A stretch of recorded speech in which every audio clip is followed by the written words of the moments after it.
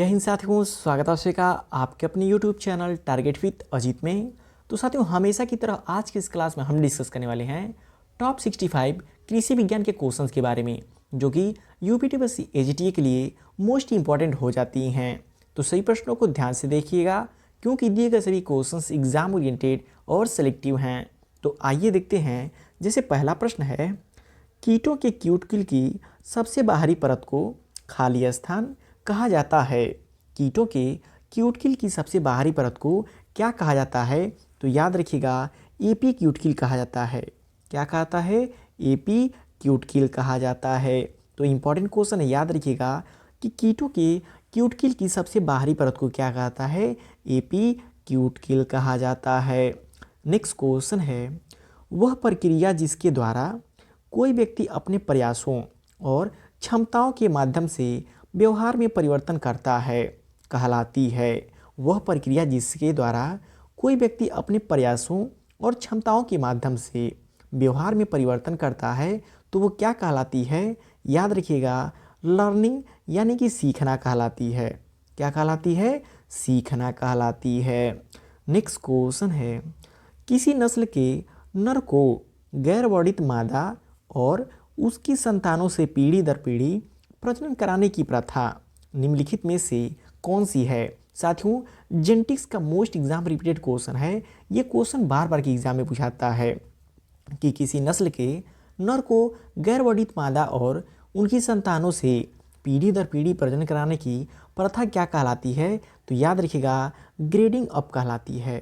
क्या कहलाती है? ग्रेडिंग अप कहलाती है। तो इस क्वेश्चन को डबल स्टार मार्क कर लीजिएगा, कई बार के एग्जाम में पूछा जा चुका है।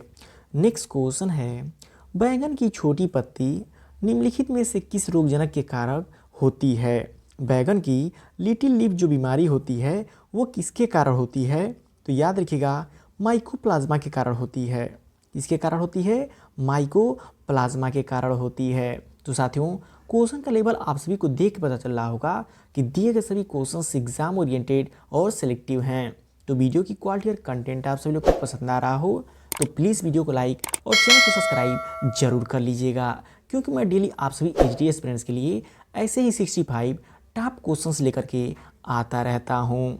नेक्स्ट क्वेश्चन है, अनाजों और फलियों में रिकमेंडेशन विकार किस सूक्ष्म पोषक तत्व की कमी से संबंधित है?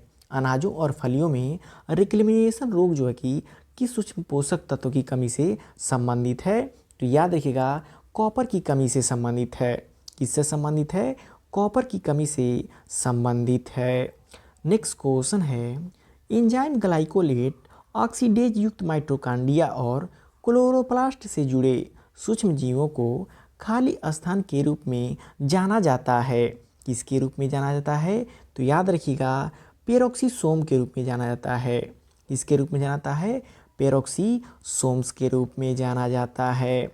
नेक्स्ट क्वेश्चन है, सामुदायिक विकास कार्यक्रम निम्नलिखित में से किस समिति की सिफारिश पर शुरू किया गया था? साथियों, एक्सटेंशन का मोस्ट इंपॉर्टेंट क्वेश्चन है और आप सभी के यूपीटी एग्जाम में 5 नंबर एक्सटेंशन से आने हैं, जिसमें से ये क्वेश्चन इंपॉर्टेंट है कि सामुदायिक विकास कार्यक्रम निम्नलिखित में से किस समिति की सिफारिश पर शुरू किया गया था? तो याद रखिएगा, grow more food quality committee यानी कि अधिक खाद्य उपजाऊ जांच समिति की सिफारिश पे जो कि सामुदायिक विकास कार्यक्रम शुरू किया गया था। कब? सन 1952 ईस्वी में। तो सन भी याद रखिएगा, एग्जाम में पूछा जाता है। नेक्स्ट क्वेश्चन है, जब सीमांत उत्पादन औसत उत्पादन के बराबर होता है तो उत्पादन की लोच बराबर होती है। किसके बराबर होती है? तो याद रखिएगा, 1 के बराबर होती है। और इकोनॉमिक्स का ये फेवरेट क्वेश्चन है, डबल स्टार मार्क कर लीजिएगा कि जब सीमांत उत्पादन औसत उत्पादन के बराबर होता है तो उत्पादन की लोच कितनी होती है? तो याद रखिएगा, 1 के बराबर होती है। किसके बराबर होती है? 1 के बराबर होती है। नेक्स्ट क्वेश्चन है, प्रत्यारोपित चावल के लिए फसल खरपतवार प्रतियोगिता की महत्वपूर्ण अवधि क्या है? प्रत्यारोपित चावल के लिए फसल खरपतवार प्रतियोगिता की महत्वपूर्ण अवधि क्या है? तो याद रखिएगा, 30 से 45 दिन हो जाती है। कितनी हो जाती है?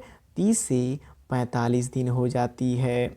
नेक्स्ट क्वेश्चन है, उस योजना का नाम क्या है जो जिले में कृषि विस्तार प्रणाली के समन्वय और प्रबंधन के लिए एक संस्थागत तंत्र प्रदान करती है। मोस्ट इम्पॉर्टेंट क्वेश्चन है कि उस योजना का क्या नाम है जो जिले में कृषि विस्तार प्रणाली समन्वय और प्रबंधन के लिए एक संस्थागत तंत्र प्रदान करती है। उसे क्या कहते हैं? याद रखिएगा, आत्मा, यानी कि एग्रीकल्चर टेक्नोलॉजी मैनेजमेंट एजेंसी, कृषि प्रौद्योगिकी प्रबंधन एजेंसी कहा जाता है। तो साथियों देखिए, एग्ज़ाम में कभी कभी जो कि आत्मा, ATMA, आत्मा का फुल फॉर्म पूछ देता है और माइनर जो कि डिफरेंस रखता है, एग्ज़ाम में क्वेश्चन गलत हो जाते हैं। तो आप आत्मा का फुल फॉर्म भी नोट कर लीजिएगा। आत्मा का फुल फॉर्म क्या होता है? Agriculture technology management agency. तो इम्पोर्टेंट क्वेश्चन है, याद रखिएगा। नेक्स्ट क्वेश्चन है, फसल वृद्धि के संबंध में मिट्टी का अध्ययन क्या कहलाता है? साथियों मोस्ट इम्पॉर्टेंट क्वेश्चन है और थोड़ा सा कन्फ्यूज़न वाला क्वेश्चन है। जब बात करें फसल वृद्धि के संबंध में मिट्टी के अध्ययन को क्या कहते हैं, तो याद रखिएगा, एडेफोलॉजी कहते हैं। जब बात करें फसल वृद्धि के संबंध में मिट्टी के अध्ययन को, तो एडेफोलॉजी कहते हैं। और बात करें मिट्टी के जो कि निर्माण और गुणवत्ता के अध्ययन को, मिट्टी के निर्माण और गुणवत्ता के अध्ययन को क्या कहता है? तो याद रखिएगा, तब जाके पेडोलॉजी कहा जाता है। क्या कहता है? पेडोलॉजी कहा जाता है। नेक्स्ट क्वेश्चन है, निम्नलिखित में से किस विस्तार दृष्टिकोण में प्रभाव की तीव्रता सबसे अधिक होती है? निम्नलिखित में से किस विस्तार दृष्टिकोण में प्रभाव की तीव्रता सबसे अधिक होती है? तो याद रखिएगा, इंडिविजुअल अप्रोच, यानी कि व्यक्तिगत दृष्टिकोण में। साथियों मोस्ट इम्पॉर्टेंट क्वेश्चन है कि जो है कि व्यक्तिगत दृष्टिकोण में प्रभाव की तीव्रता सबसे अधिक होती है, लेकिन इसकी एक बुराई है। क्योंकि इसमें जो कि समय सबसे अधिक लगता है। यदि एग्जाम में क्वेश्चन पूछे कि जो है कि किस विस्तार प्रणाली में सबसे अधिक समय लगता है, तो याद रखिएगा, इंडिविजुअल अप्रोच, यानी कि व्यक्तिगत दृष्टिकोण में समय सबसे अधिक लगता है, लेकिन जो कि प्रभाव सबसे अधिक इसी में मिलता है। नेक्स्ट क्वेश्चन है, निम्न में से कौन सा कथन धान की फसल और उनके बीज दर के संबंध में सत्य नहीं है? साथियों मोस्ट इंपॉर्टेंट क्वेश्चन है। यदि पैडी से आप सभी के एग्जाम में क्वेश्चन पूछाता है, तो ये क्वेश्चन 100% पूछा जाएगा कि निम्नलिखित में से कौन सा कथन धान की फसल और उनके बीज दर के संबंध में सत्य नहीं है। तो बात करें हाइब्रिड राइस की। हाइब्रिड राइस के लिए सीड रेट कितना लगता है? 15 से 18 किलोग्राम प्रति हेक्टेयर लगता है, जो कि बिल्कुल सही है। बात करें SRI मेथड में सीड रेट कितना लगता है? तो 5 किलोग्राम प्रति हेक्टेयर के हिसाब से लगता है, बिल्कुल सही है। बात करें डैपोग मेथड की, तो डैपोग मेथड में जो कि सीड रेट कितना लगता है? 65 से 70 किलोग्राम प्रति हेक्टेयर लगता है। आप पढ़े होंगे डैपोग विधि में जो कि 1.5 से लेकर के 3 किलोग्राम प्रति मीटर स्क्वायर के हिसाब से सीड रेट लगता है। तो ये कितना होता है? मीटर स्क्वायर के हिसाब से होता है। जब उसको हेक्टेयर में गुणा करेंगे तो 65 से 70 किलोग्राम प्रति हेक्टेयर हो जाती है डैपोग मेथड से सीड रेट। तो इसको भी आप नोट कर लीजिएगा, एग्जाम में आपको ये क्वेश्चन हूबहू देखने को मिल सकता है। तो राइट आंसर ऑप्शन डी हो जाएगा, उपरोक्त सभी कथन सत्य हैं। तो इम्पॉर्टेंट क्वेश्चन है, नोट कर लीजिएगा। तो साथियों वीडियो की क्वालिटी और कंटेंट आप सभी को पसंद आ रहा हो तो प्लीज़ वीडियो को लाइक और चैनल को सब्सक्राइब जरूर कर लीजिएगा। नेक्स्ट क्वेश्चन है, मेंडल के कार्य को 3 जीव विज्ञानी, पहले चर्मक, डेब्रीज और कॉरेंस द्वारा किस वर्ष पुनः खोजा गया था? मेंडल के कार्य को 3 जीव विज्ञानी, चर्मक, डेब्रीज और कॉरेंस द्वारा किस वर्ष पुनः खोजा गया था? तो याद रखिएगा, सन 1900 में पुनः खोजा गया था। इन वैज्ञानिकों के नाम याद रखिएगा, ये एग्ज़ाम में आपसे पूछे जा सकते हैं। नेक्स्ट क्वेश्चन है, मेंडल के मोनोहाइब्रिड क्रॉस का फेनोटाइपिक अनुपात क्या है? साथियों जेनेटिक्स का मोस्ट इम्पॉर्टेंट और एग्ज़ाम ओरिएंटेड क्वेश्चन है। ये क्वेश्चन 100% आपसे एग्ज़ाम में देखने को मिल सकता है कि मेंडल के मोनोहाइब्रिड क्रॉस में फेनोटाइपिक अनुपात कितना होता है? तो याद रखिएगा 3 संबंधी 1 होता है। कितना होता है? 3:1 होता है। और जब बात करें मेंडल के डाइहाइब्रिड क्रॉस के फिनोटाइपिक अनुपात तब कितना हो जाता है, तो याद रखिएगा 9:3:3:3:1 हो जाता है। और वहीं बात करें मेंडल के मोनोहाइब्रिड क्रॉस में जो कि जीनोटाइप अनुपात की बात करेगा तो 1:2:1 राइट आंसर हो जाएगा। इन तीनों को याद रखिएगा, तीनों में से 100% एक आपके एग्जाम में देखने को मिल सकता है। नेक्स्ट क्वेश्चन है, कैलेक्स का फटना एक प्रमुख विकार है। कैलेक्स का फटना एक प्रमुख विकार किसका होता है, तो याद रखिएगा कॉर्नेशन का। कैलेक्स का फटना एक विकार किसका होता है, कॉर्नेशन का विकार हो जाता है। नेक्स्ट क्वेश्चन है, माइटोसिस के बाद उत्पन्न होने वाली बेटी कोशिकाओं यानी कि डॉटर सेल में मूल कोशिकाओं के रूप में गुणसूत्रों की संख्या होगी, कितनी होगी, तो याद रखिएगा बराबर होगी। माइटोसिस के बाद उत्पन्न होने वाली डॉटर सेल में मूल कोशिकाओं के रूप में जो गुणसूत्रों की संख्या होती है वो कितनी होती है, बराबर होती है। तो इम्पॉर्टेंट क्वेश्चन है जेनेटिक्स का, याद रखिएगा। नेक्स्ट क्वेश्चन है, निम्नलिखित में से कौन सा कथन सत्य नहीं है। आपको इन चारों में से बताना है कौन सा एक सही नहीं है। बात करें ग्रेविटेशनल वाटर की, जो कि 1/3 ATM से कम पर उपलब्ध होता है, बिल्कुल सही है। कैपिलरी वाटर की बात करें तो 1/3 से लेकर के 31 ATM तक उपलब्ध होता है, बिल्कुल सही है। अवेलेबल वाटर की बात करें तो 1/3 से 15 ATM तक उपलब्ध होता है, बिल्कुल सही है। अल्टीमेट विल्टिंग पॉइंट की बात करें तो ये जो कि 15 ATM नहीं बल्कि 60 ATM होती है। कितनी होती है, 60 ATM होती है, जिस पर पौधे जो कि मर जाते हैं, पानी को नहीं पा पाते हैं। तो ये क्वेश्चन याद रखिएगा, राइट आंसर ऑप्शन डी हो जाएगा। नेक्स्ट क्वेश्चन है, निम्नलिखित में से कौन सा कीट केले में, सॉरी यहाँ पे ब्रूची नहीं बल्कि बंची टॉप होगा, बंची टॉप रोग का वाहक है। तो याद रखिएगा जो एफिड होती है वो केले के बंची टॉप रोग का वाहक होती है। और ये जो कि मोस्ट इंपॉर्टेंट क्वेश्चन है, आप सभी के एग्ज़ाम में पूछा जा सकता है। नेक्स्ट क्वेश्चन है, निचली पत्तियों के किनारे पर झुलसना और जलन होना तथा पौधों में फलों का अनियमित विकास इसके सबसे आम लक्षण हैं। किसकी कमी के आम लक्षण हैं, तो याद रखिएगा पोटेशियम की कमी के आम लक्षण हैं। किसके लक्षण हैं, पोटेशियम की कमी के आम लक्षण हैं। नेक्स्ट क्वेश्चन है, पुरुष बांझपन, नेक्स्ट क्वेश्चन है, पुरुष बांझ लाइन हो, नेक्स्ट क्वेश्चन है, पुरुष बांझ लाइन है। साथियों मोस्ट एग्जाम रिपीटेड क्वेश्चन है कि मेल स्टेराइल लाइन क्या होता है, तो याद रखिएगा ये जो होता है वो मेल स्टेराइल लाइन होता है। बात करें बी लाइन की, ये जो कि मेंटेनर लाइन होता है। और बात करें आर लाइन की तो यह जो कि डिस्ट्रोब लाइन हो जाती है। तो जब बात करें पुरुष बांझपन लाइन की तो ए लाइन हो जाता है, मेंटेनर लाइन की बात करेगा तो बी लाइन हो जाती है, और जो कि रिस्टोरेटिव लाइन की बात करेगा तो आर लाइन हो जाती है। तो इम्पॉर्टेंट क्वेश्चन है, याद रखिएगा, ये क्वेश्चन आप सभी के एग्जाम में देखने को मिल सकता है।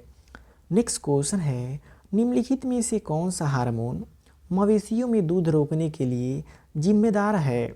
निम्नलिखित में से कौन सा हार्मोन मवेशियों में दूध रोकने के लिए जिम्मेदार होता है, तो याद रखिएगा कौन सा होता है, एड्रिलिन हार्मोन हो जाता है।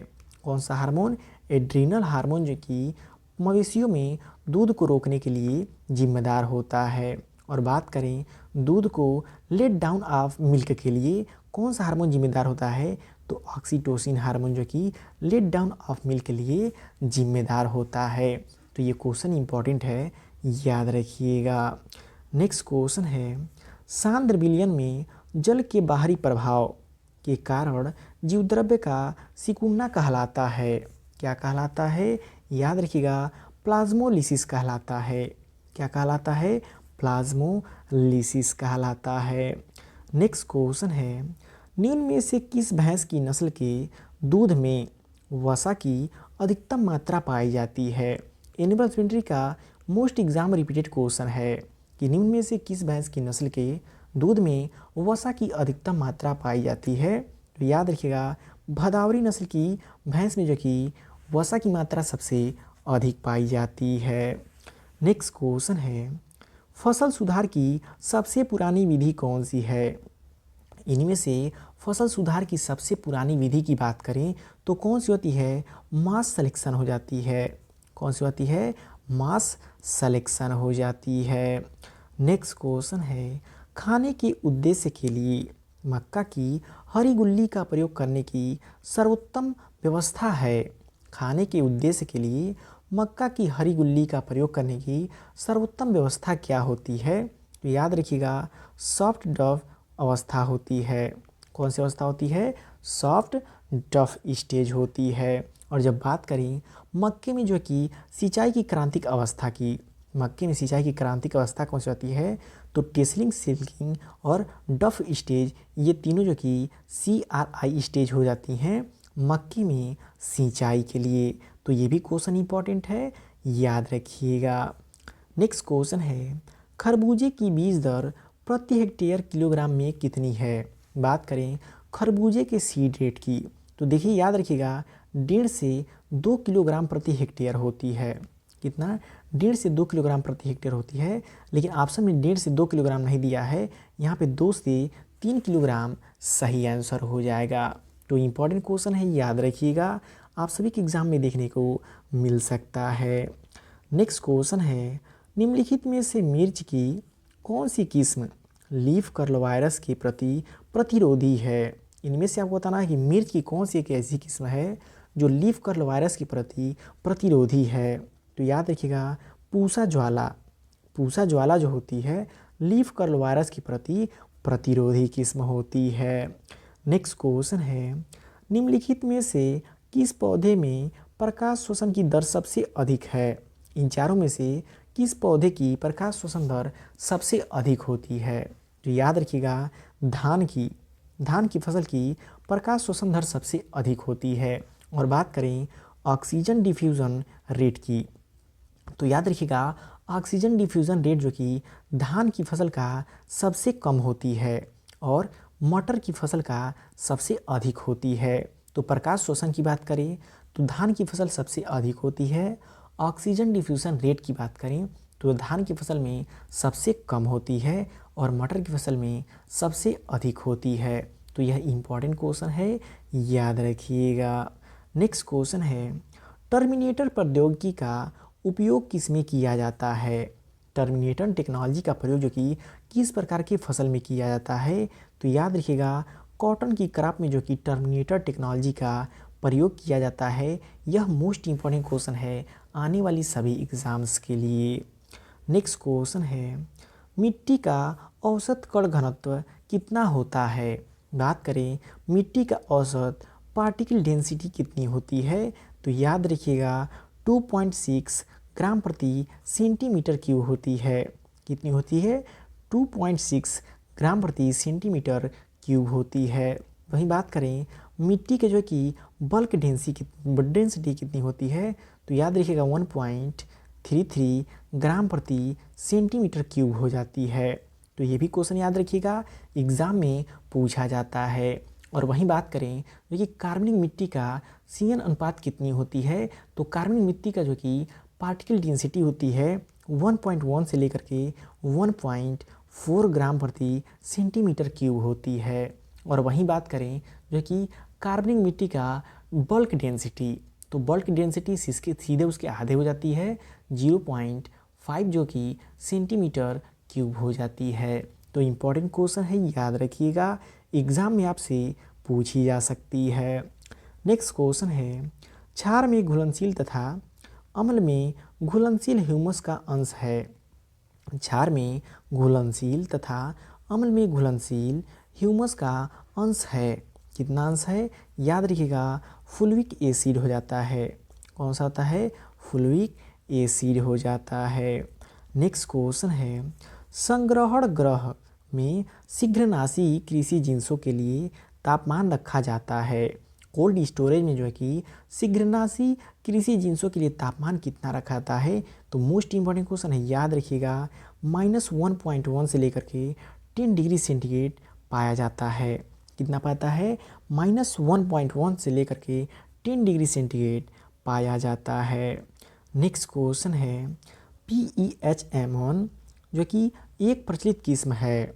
PeHM1 एक प्रचलित किस्म है किसकी? तो याद रखिएगा, संकर मक्का की। PeHM1 एक प्रचलित किस्म किसकी होती है? संकर मक्का की हो जाती है। नेक्स्ट क्वेश्चन है, आइसोहाइट निम्न में से किसके समान बिंदुओं को मिलाने वाली रेखा होती है? बात करें आइसोहाइट निम्न में से किसके समान बिंदुओं को मिलाने वाली रेखा हो जाती है? तो याद रखिएगा, वर्षा की। आइसोहाइट जो होती है वर्षा के समान बिंदुओं को मिलाने वाली रेखा हो जाती है। नेक्स्ट क्वेश्चन है, खाद्य पदार्थों का पोषक मान बढ़ाया जा सकता है। खाद्य पदार्थों का पोषक मान जो कि किसके द्वारा बढ़ाया जा सकता है? तो याद रखिएगा, फोर्टिफिकेशन के द्वारा। खाद्य पदार्थों का पोषक मान किसके द्वारा बढ़ाया जा सकता है? फोर्टिफिकेशन के द्वारा बढ़ाया जा सकता है। नेक्स्ट क्वेश्चन है, संकर धान की खेती किस देश में प्रचलित है? साथियों मोस्ट इंपॉर्टेंट क्वेश्चन है कि संकर धान की खेती जो कि किस देश में प्रचलित है? तो याद रखिएगा, चीन में प्रचलित है। किस देश में प्रचलित है? चीन देश में प्रचलित है। नेक्स्ट क्वेश्चन है, विभिन्न फसलों का एक समय पर कृषि क्षेत्र का अनुपात दर्शाता है। विभिन्न फसलों का एक समय पर कृषि क्षेत्र अनुपात दर्शाता है। क्या दर्शाता है? तो याद रखिएगा, क्रॉपिंग पैटर्न दर्शाता है। क्या दर्शाता है? क्रॉपिंग पैटर्न को दर्शाता है। नेक्स्ट क्वेश्चन है, भारत में विकसित प्रथम धान की प्रजाति है। भारत में विकसित धान की प्रथम प्रजाति कौन सी है? तो याद रखिएगा, जया हो जाती है। और किसके द्वारा विकसित किया गया है? तो डॉक्टर शास्त्री के द्वारा जो कि विकसित किया गया है। तो एग्जाम में क्वेश्चन पूछाता है, भारत की विकसित प्रथम धान की किस्म कौन सी है? जया है। किसके द्वारा विकसित की गई है? तो डॉक्टर शास्त्री के द्वारा विकसित की गई है। और एक पॉइंट और याद रखिएगा, जया को जो कि भारत का जादुई धान भी कहा जाता है। नेक्स्ट क्वेश्चन है, कॉपर की कमी से होता है। कॉपर की कमी से क्या होता है? तो याद रखिएगा, जो बाजरे में अगट रोग लगती है वो किसकी कमी से होती है? तो कॉपर की कमी से बाजरे में अगट रोग भी होती है। नेक्स्ट क्वेश्चन है, एक एकड़ बराबर है। एक एकड़ जो कि किसके बराबर होता है? तो याद रखिएगा, 0.404 हेक्टेयर के बराबर होती है एक एकड़ में जो कि हेक्टेयर। नेक्स्ट क्वेश्चन है, फास्फोरस घोलक जीवाणु को कहते हैं। जो फास्फोरस घोलक जीवाणु होते हैं उन्हें क्या कहते हैं? तो याद रखिएगा, PSB कहा जाता है। फास्फोरस घोलक जो भी जीवाणु होते हैं उन्हें PSB कहा जाता है। नेक्स्ट क्वेश्चन है, एनहाइड्रस अमोनिया में पाया जाता है। एनहाइड्रस अमोनिया में जो कि कितना प्रतिशत नाइट्रोजन पाया जाता है? तो याद रखिएगा, 82% नाइट्रोजन पाया जाता है एनहाइड्रस अमोनिया में। नेक्स्ट क्वेश्चन है, रॉक फास्फेट में होता है। रॉक फास्फेट में कितना % P2O5 होता है? तो याद रखिएगा, 30 से 40% P2O5 होता है रॉक फास्फेट में। नेक्स्ट क्वेश्चन है, गोबर की खाद में कार्बन तथा नाइट्रोजन अनुपात है। गोबर की खाद में कार्बन नाइट्रोजन अनुपात कितनी होती है? तो याद रखिएगा, 20 से 30 संबंधी एक होती है। क्योंकि एक पॉइंट याद रखिएगा, जो कि गोबर की खाद में कभी भी कार्बन नाइट्रोजन अनुपात जो कि 30 से अधिक नहीं हो सकती है। इसलिए राइट आंसर हो जाएगा ए, 20 से 30 अनुपाते 1 हो जाती है। तो इम्पॉर्टेंट क्वेश्चन है, याद रखिएगा। तो साथियों, वीडियो की क्वालिटी और कंटेंट आप सभी को पसंद आ रहा हो तो प्लीज़ वीडियो को लाइक और चैनल को सब्सक्राइब जरूर कर लीजिएगा। नेक्स्ट क्वेश्चन है, कीटों में विमोचन हार्मोन्स किसके? नेक्स्ट क्वेश्चन है, कीटों में विमोचन हार्मोन्स किससे निर्मित होता है? कीटों में जो कि विमोचन हार्मोन्स किससे निर्मित होता है? तो याद रखिएगा, प्रोथोरेसिक ग्रंथि से जो कि निर्मित होता है। किससे निर्मित होता है? प्रोथोरेसिक ग्रंथि से निर्मित होता है। नेक्स्ट क्वेश्चन है, पेबरिन व्याधि किससे संबंधित है? पेबरिन व्याधि जो होती है वो किससे संबंधित होती है? याद रखिएगा रेशम के कीट से संबंधित होती है। किससे संबंधित होती है? रेशम के कीट से संबंधित होती है। नेक्स्ट क्वेश्चन है, वायराइड शब्द किसने प्रतिपादित किया? वायराइड शब्द किसने प्रतिपादित किया? तो याद रखिएगा डाइनर व उनके सहयोगियों ने। वायराइड शब्द जो कि डाइनर व उनके सहयोगियों ने जो कि प्रतिपादित किया था। नेक्स्ट क्वेश्चन है, एकाधिसूत्री ट्राइसोमिक में गुणसूत्रों की संख्या होती है। साथियों जेनेटिक्स का ये मोस्ट इंपॉर्टेंट क्वेश्चन है और फेवरेट क्वेश्चन है। ये कई बार के एग्जाम में पूछा जा चुका है कि जो है कि ट्राइसोमी में गुणसूत्रों की संख्या कितनी होती है? तो याद रखिएगा 2n+1 होती है। और जब बात करें टेट्रासोमी की, टेट्रासोमी में गुणसूत्रों की संख्या कितनी होती है? तब याद रखिएगा 2n+2 हो जाती है। और जब बात करें न्यूलिसोमी की, न्यूलिसोमी में जो है कि गुणसूत्रों की संख्या कितनी हो जाती है? तब याद रखिएगा कितनी हो जाती है? 2n-1 हो जाती है। तो जब बात करें ट्राइसोमी की तो 2n+1 हो जाती है। टेट्रासोमी 2n+2 हो जाती है। न्यूलिसोमी की बात करें तो 2n-1 हो जाती है। नेक्स्ट क्वेश्चन है, साइटोप्लाज्मिक कारकों की वंशागति द्वारा होती है। साइटोप्लाज्मिक कारकों की वंशागति किसके द्वारा होती है? तो याद रखिएगा मादा जनक के द्वारा होती है। किसके द्वारा होती है? मादा जनक के द्वारा होती है। नेक्स्ट क्वेश्चन है, द्विसंकर क्रॉस की F2 पीढ़ी के लक्षण। प्रारूपी अनुपात को 15 संबंधी 1 में बदल देने वाली जीन अन्योन्य क्रिया होती है। क्या होती है? तो याद रखिएगा डुप्लीकेट होती है। क्या होती है? डुप्लीकेट होती है। नेक्स्ट क्वेश्चन है, बरादरी किस उद्यान का अभिलक्षण है? मोस्ट इंपॉर्टेंट क्वेश्चन हॉर्टिकल्चर का कि बरादरी किस उद्यान का अभिलक्षण है?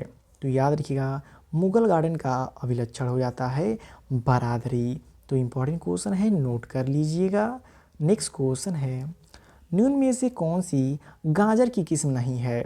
आपको बताना इनमें से कौन एक गाजर की किस्म नहीं है। बात करें पूसा केसर गाजर की किस्म है, पूसा यमदाग्नि गाजर की किस्म है, पूसा मेघालय भी गाजर की किस्म है, लेकिन पूसा चेतकी की बात करें तो यह जो कि मूली की किस्म है। किसकी किस्म है? मूली की किस्म है। लास्ट क्वेश्चन है, राष्ट्रीय सहकारी विकास निगम अधिनियम गठन कब हुआ था? राष्ट्रीय सहकारी विकास निगम अधिनियम का गठन कब हुआ था? 1962 ईस्वी में हुआ था। कब हुआ था? 1962 ईस्वी में हुआ था। तो साथियों ये रहा आपके यूपीटीपीएससी एजीटीए के लिए मोस्ट इंपॉर्टेंट 65 कृषि विज्ञान के क्वेश्चन जो कि आप सभी के एजीटीए एग्जाम में डायरेक्ट देखने को मिल सकती हैं। तो वीडियो आपको कैसा लगा कमेंट करके फीडबैक जरूर दीजिएगा और वीडियो पसंद आए तो प्लीज़ वीडियो को लाइक और चैनल को सब्सक्राइब जरूर कर लीजिएगा।